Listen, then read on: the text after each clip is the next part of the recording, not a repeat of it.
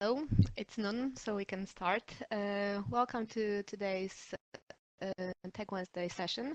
My name is Anna Wyczak, and I'm product manager for CoSoSys in Bakotech. Today with me here is also Mateusz Duda, who is our pre-sales engineer and will take care of the second part of today's presentation, the technical part. So let's start. First of all, GDPR. As we all know, GDPR comes into force this year on May 25th, and by then companies must be in full compliance. GDPR is designed to protect the privacy of EU residents. Personal data, which is any information relating to an identified or identifiable natural person, data subject, and an identifiable person is one who can be identified directly or indirectly, in particular in reference to an identifier such as name, an identification number, location data, online identifier, or to one or more factors specific to the physical, physiological, genetic, mental, economic, cultural, or social identity of that person.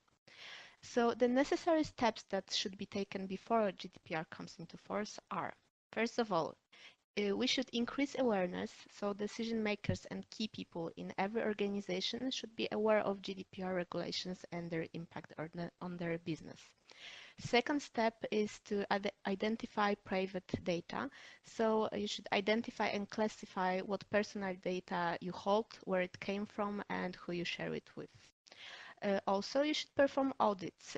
So interactive reports can identify users, files, data sources, and types of PII across all the network. Then you should protect data with DLP. So you should create a data protection plan to secure sensitive information with data loss prevention solution and encryption techniques.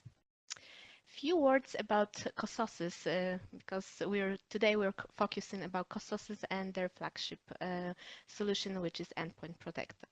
So the company was founded in 2004. They have offices located in Germany, United States, Romania, South Korea, and United Arab Emirates. And at the moment their solution protects over 11 million users worldwide. CoSoSys is also cooperating with more than 130 partners in over 90 countries. Due to their customer-focused approach, such as listening to their users' feedback and their dedication to innovation, CoSoSys has won numerous well-known awards and has been recognized in prestigious reports such as last year's Gartner Magic Quadrant for Enterprise Data Loss Prevention. As I said before, their flagship solution is Endpoint Protector. Right now we have version 5. Endpoint Protector is a full DLP and MDM platform that prevents users from storing sensitive data on their workstations, and it also prevents from taking critical data outside the company or bringing potential harmful files on storage devices inside the network. The content-aware data loss prevention, e-discovery, and device control modules are available for Windows, Mac OS, and Linux, while the complementary mobile device management, Mdm Module, is available for Mac OS computer.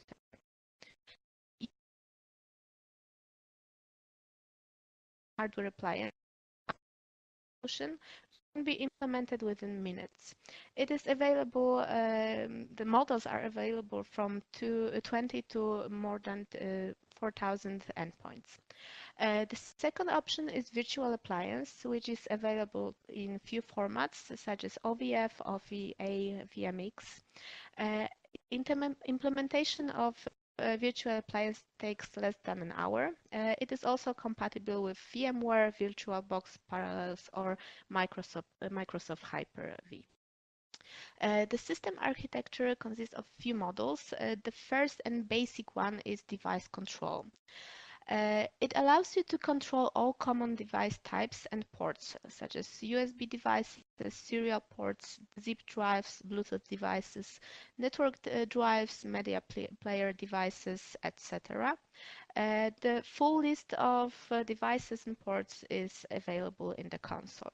So the function of this module. A First of all, you can set rights granularly per device type. You also have access to two mechanisms. The first one is file tracing, which records file info, and the second one is file shadowing, which can save an exact copy of the file. So thanks to that, you will have full trace for an audit, even if the file was deleted. You also have option for an offline temporary password, which is OTP. So you can maintain productivity for offline computers with a time frame from 30 minutes up to 30 days. You can also set alerts for users and system actions, which include connected, disconnected, blocked, and many more. You also get an access to reports and analysis for audits and reports to show them to executives. Also, you have a CM integration with few CM solutions, so you can transmit logs, all logs to a CM server. The second module, the main DLP module, is content-aware protection. This module gives you possibility to control confidential data which is leaving your network through various exit points such as emails, cloud storages, social media, and other online applications. It is the most advanced solution of its kind for Mac OS and Linux, besides Windows, of course. You can set rights per user, per computer, for a whole group or global. The actions that can be taken include blocking, reporting, and also blocking and reporting. You get access to extended filtering options. So first, you can filter per file extensions. So you can choose between files such as graphic, office, archive, media, and many more. You also get predefined content filters, which is like PII filters such as social security numbers, emails, credit card information filters, IBAN, etc. You also have custom content filters, so you can create custom dictionaries, define keywords and expressions. You also have regular expression filters, so you can create custom regex. You also have access to file type filters where you can you create filters based on files through extensions, which cannot be bypassed even if the file was manually modified. You can control data movement through the various applications such as email clients, web browsers, messaging communicators, file sharing services, and many more applications which are listed in the console. You also had mechanisms such as threshold for predefined and specific type of content, and it can be done as globally as the sum of all violations or for size. There is also option for file size threshold. The other functions are such as you can disable copy and paste functionalities. You can also disable print screen. You also have the events that you have for alerts can be selected based on different content policy created. So you get access for alerts and reports. Another module is e-discovery module. This is the newest one, which was implemented into the solution last year. It allows you to scan sensitive data which is residing on employees' computers, and it provides the option to encrypt or delete discovered data. You can start scan as clean or incremental for a specific computer, department, or a whole group. At first, you have to define what content will be sensitive for your business based on file type, predefined content, custom content, or other blacklists, and then start scanning for sensitive data on the desired endpoints. When the data is discovered, it can either be encrypted or deleted. Of course, you can also export scanned results to Excel, PDF, or CSV files. And so then you will get access to details such as on what computer sensitive data was found, what sensitive data was found, time of discovery, and if it was encrypted, deleted, or reported, and also some other information. You can also add two other add-on modules to Endpoint Protector. The first one is USB enforced encryption. It is based on the second solution offered by CoSoSys, which is EasyLog. EasyLog can also be purchased as a standalone solution. It gives you possibility to authorize only encrypted USB devices and ensure that all data transfers are automatically secured. EasyLog will be automatically deployed on connected USB devices if Endpoint Protector client is installed on the endpoint. The last module is MDM module, which is Mobile Device Management. So you can manage the mobile device fleet by enforcing security, management of application, push of network settings, geofencing, and more. So it gives you a right to secure device if lost. It enables you to remote track, locate, log device, or wipe data if device can be recovered. You can manage applications and networks, which allows you to identify, disable, and push applications such as camera, handoff, apps cloud, Bluetooth, Wi-Fi, or you can block iCloud, Safari, or manage a calendar for Android. You also have access to reports and analysis for audits. So to summarize the product part, how Endpoint Protector can help you, can help companies or you in their quest to become compliant with GDPR. So at first, you have audits. So in the initial phases of GDPR compliance, organization can use Endpoint Protector with policies set on report only. So data is being transferred outside the company, is being tracked and reported.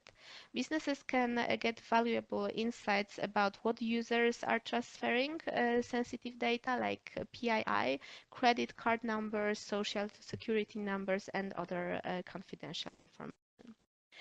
Additionally, the exit points can be flagged for monitoring to detect exactly where the confidential data goes. So if it's cloud apps, email, portable storage devices, or webmail. You can discover the most active users when it comes to data transfer and device connections. And based on this information, you can get a whole picture on the actual situation before moving forward with operational changes and for compliance. Once the audit will be finalized, organizations have to strengthen their security and address the vulnerabilities. So endpoint protector monitoring policies can be converted into restrictive policies, blocking unwanted file transfers, unauthorized data access, screen captures, etc. And all of this depending on the various transfer channels and the users, computers, group that are part of the organizational structure. And it's also worth to mention that since individual private data is so crucial to protecting according to the updated regulation, it can be secure against leakage and theft with the content filtering capabilities available in Endpoint Protector DLP. With Endpoint Protector, you get all-in-one DLP and MDM solution, which gives you the advantage of controlling the most important workstation within the same management web-based console. As I said before, it's available for all operating systems, so you can choose also which module you really need. It's also very easy to add additional module or activate this in the future. You can create policies and assign rights on a different levels for a device, computer, group, user, or globally. So I would also, and finishing my part, I would like to encourage you to try and test because our vendor CoSoSys gives you the possibility to download a fully functional trial version, which is available after registering on their website. So this is it from my side, and right now it's time for a technical presentation. So thank you.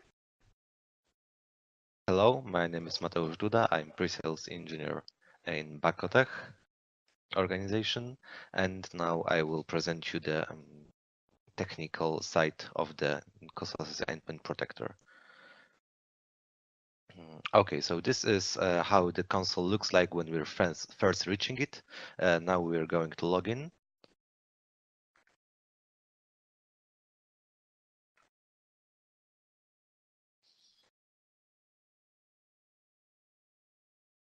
Okay, when we're in, we can see a dashboard. We can see how many devices from each operating systems are connected to our system. We can see how many users connected devices, or how many users are the most active users. We can see latest logs from device control. So when someone blocked, when someone connected the device, when someone unplugged the device, etc. Some content, our protection logs, and other stuff that occurred in the latest past. So at first, we're going to device control, to global settings, to prepare our system to work as we want to. So we can set a refresh interval. It's the time, minimal time, I mean maximum time between politics update, which will occur without our intervention.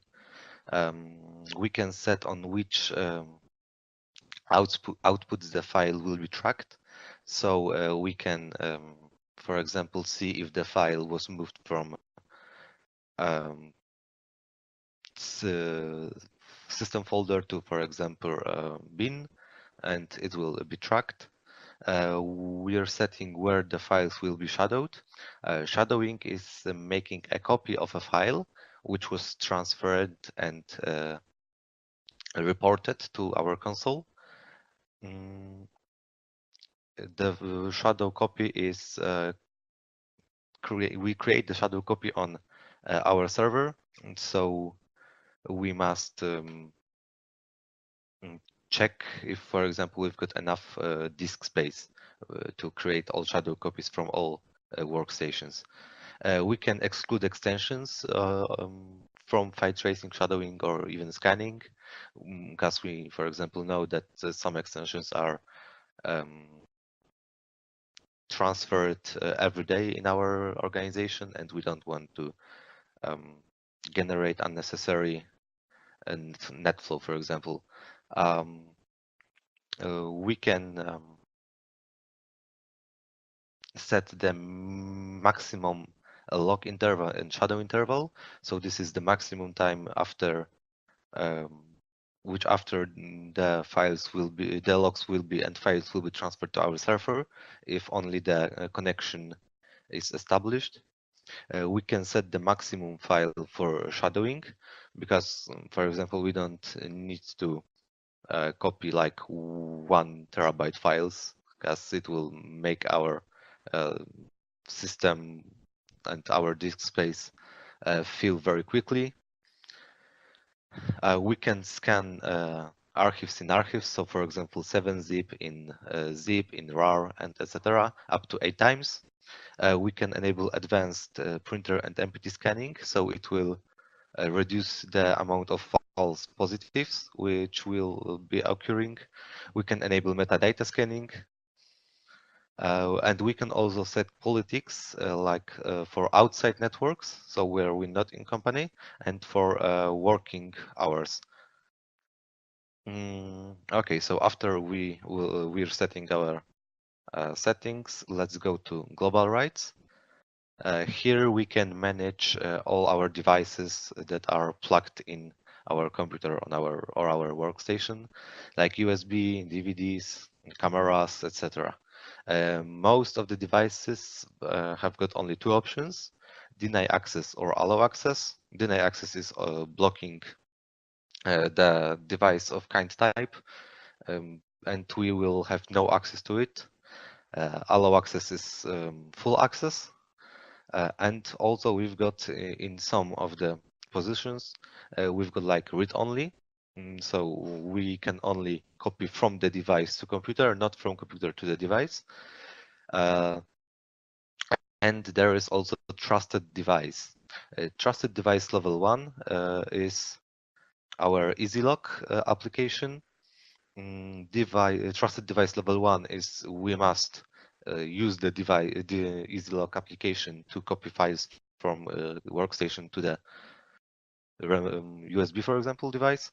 And trusted device level 1 plus is the same as the level 1, but the CoSoSys agent on our endpoints will install EasyLock application automatically on each device we will connect. So now we've got access denied to the USB devices. Let's check our workstation. Okay, endpoint protocol client. And here we see this is our USB device, and the red circle means that it's blocked. Green circle means it is unlocked and we can use it. When we're clicking on a device, we can see a 4-digit or 4-character code, which will be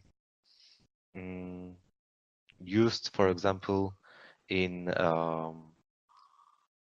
offline temporary password to let the administrator unlock the device faster. We are just sending him this code, and he will unlock it almost immediately without searching the device in the device list. Okay, when we're checking in the PC, there's we can see the disk that is blocked, but we've got no access to it. Yeah, access is denied. Okay, when we're let's unplug it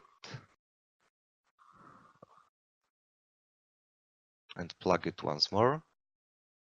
Okay, we can see that the device was disconnected, so it disappeared from the device list. Okay, we connected the device once more. And while connecting it, we will see notification that this device was blocked. Contact your administrator. Okay, we've got no access to it. Now let's change the device access to trusted device level 1. Or even 1 plus. Okay, let's save the politics. Okay, we are unplugging it once more and plugging it back.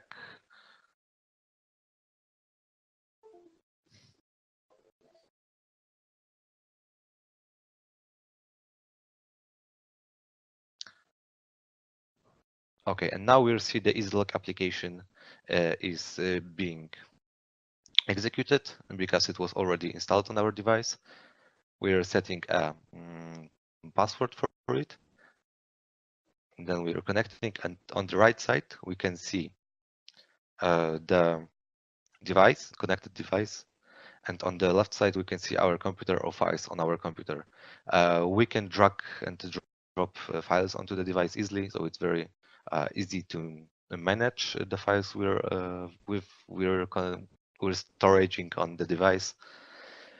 But while this application shows us file inside the device, we still can see what's inside the device. And also these files are encrypted, so when we are allowing access, we will not see the files itself. Okay, let's close the application. And now let's give it full access to our device. Okay, let's update the politics.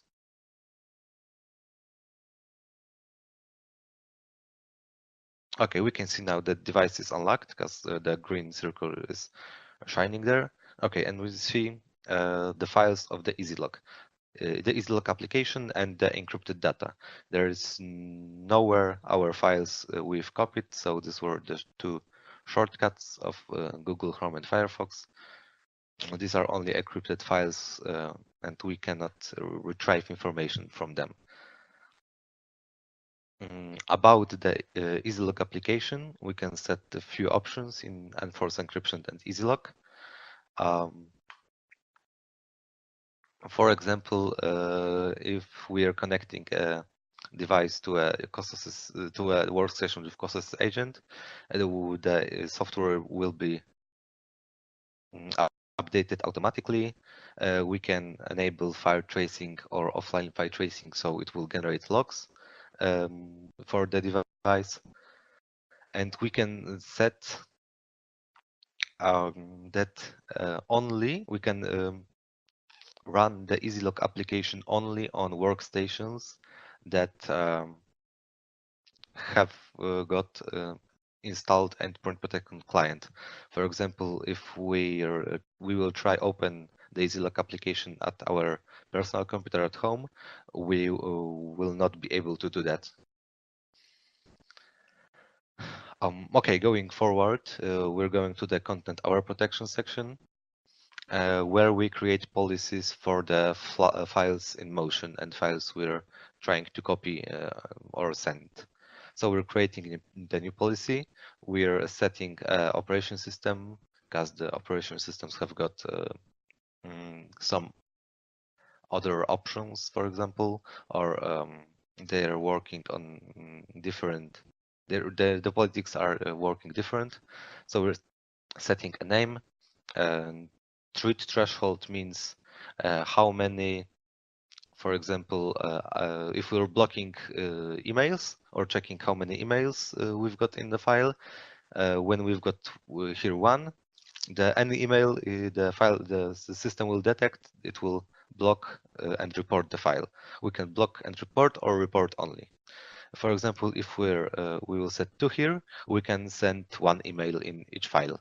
But when we will try to send 2 emails, the file will be blocked. Okay, let's set 1. We can set the policy status to active or non-active, and we can turn off or turn on the notifications in the right lower corner of the workstation.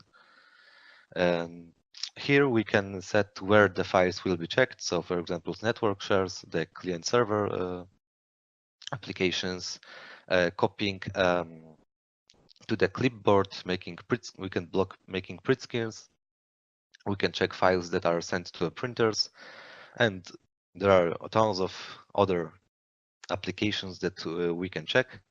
Web browsers, email clients on our PC, instant messaging like Skype, for example, or Facebook Messenger, some cloud services like Google Drive or OneDrive, social media on others like FileZilla, FTP transfer, or even we can check files that are transferred to EasyLock if we also don't want to let the people got even encrypted files that are not allowed. Okay, let's set network share here. Here we can set what files will be blocked or what content in files will be blocked. So we've got graphic files, office files, archive files, programming files, etc. There's a predefined content set by CoSoSys. These are like credit cards, SSN numbers, ID numbers from each country, phone numbers like VAT IDs from countries, or internet protocol addresses, or both IP4 and IP6 are supported. We can set the custom content, like for example for the GDPR, like name, surname, email, ID number. There we're creating a list of the blocked phrases that will be checked during the motion of the file. We can set options to case sensitive if we want to check big or small letters, and we can set whole words only if we want to check the whole sentences in one line. We can check file name or file location or our computer, and we can create our own regular expressions. If we, for example, got factors own format in our company, then we can set it by regular expressions. We can also check the HIPAA, so like medical information about patients.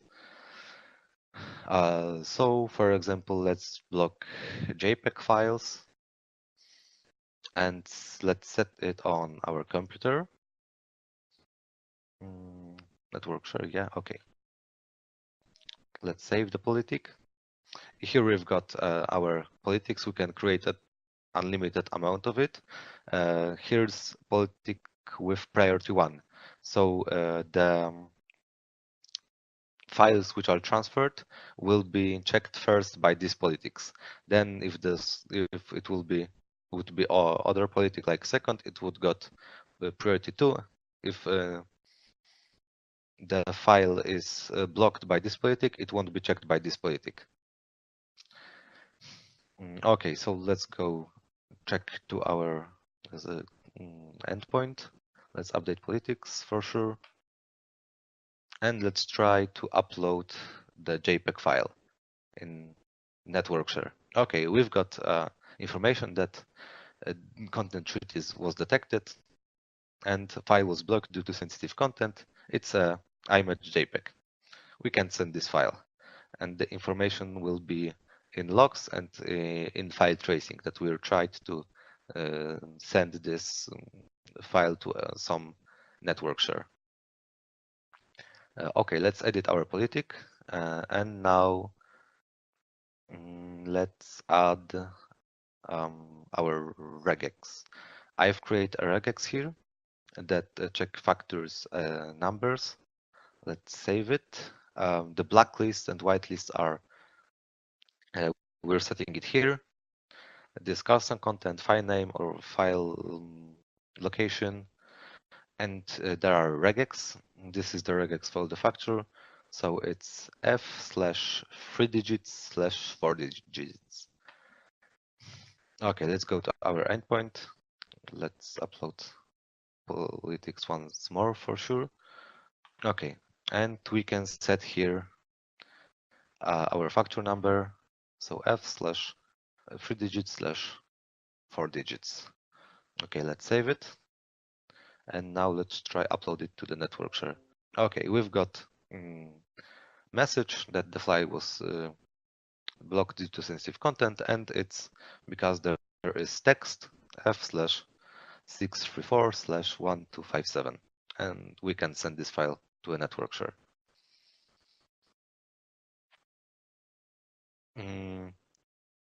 About e-discovery, the politics are created the same way, but it scans files that were already on our workstations.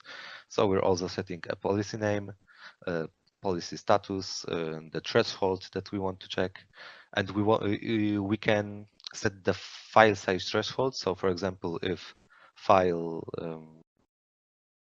size will be over, for example, 3 megabytes, it will be instantly blocked. We can check for files of the same file types, the same predefined content, but the politics are separate. Okay, we're setting it here. If we want the groups, we can, for example, connect our CoSoSys to our Active Directory services. So the groups, the computers, and the users will be automatically downloaded from our Active Directory to in here, and we can check, for example, for group to set. We can set a policy to a full group of users from our Active Directory. For example, the marketing users. Okay, let's save our politic. And now in e-discovery scans, we can see that our computer has got a policy. It's this policy which I created. And now we can take some actions about it. We can start clean scan. So it's a full scan of the computer. We can start incremental scan, so it will scan only files that were changed from our last scan or were added from our last scan. We can stop the scan that is actually running, and we can stop the scan that's running and clear logs from the scan. So yeah. We can, for example, check the scan results. It was I scanned some time ago, and we can see that we scanned for the JPEGs and then found some JPEGs even in, for example, trash bin. It's checked all localizations on our computer. Okay, there are actions for a file. We can encrypt the file if we want, for example, to ask our if we want to ask why the worker have got this file on computer, we can decrypt after that, or we can delete the file on this workstation. About offline temporary password, we're setting it here. We're specifying a device. We're specifying a duration. Offline temporary password will unlock our device for this time, but the logs will be generated. And also if the file shadowing is enabled, it also will create the copies on our local logs files, and it will be transferred to server whenever the connection is established. Now we can we can choose the device from the list, or we can enter the code. The code is in Endpoint Protected Client. So for example, for this device, the code is here. We can copy the code, paste it here. We can set the computer, for example, we want to. We're setting a reason, and we're generating the code. Okay, there is the code, which we will send to our worker. If he will deploy the code in the client, he will unlock the device for 30 minutes. In the reports and analysis section, we can check whole logs from which our users generate. So for example, there was file copies to the USB was unblocked, USB was connected, the policies were received, etc., etc. In file tracing, we can check what files were transferred where. So we can see the test file was trying to be transferred to our network share. We can see also if we will enable scanning files on our local drive, we will see if the, for example, file has changed name, for example, from text.txt to some like 123.txt. In alert section, we can set alerts for administrators to let them see if, for example, we've got critical politic about sending like very important data. So we're setting a computer or groups where we want to check it, the politic that is very important to us, and content treat blocked.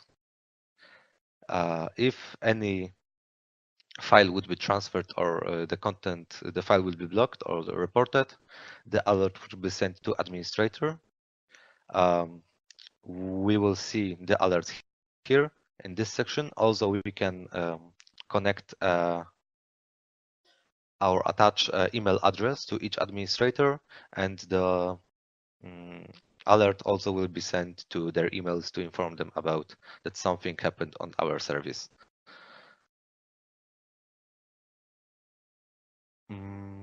And that's basically all.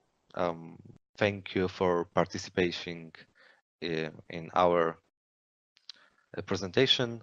I would like to invite you to contact with us if you're interested in our solutions or testing the CoSoSys system on their side.